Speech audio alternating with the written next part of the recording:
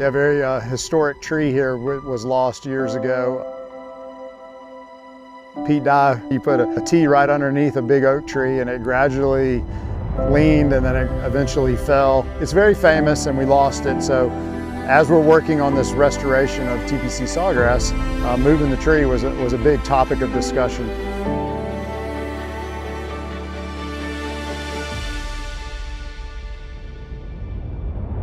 I'm honored to work with Environmental Designs. They've done so much great work on so many historic golf courses. I've grown up watching them move trees around on famous places, so they're the only choice for us for moving this big tree.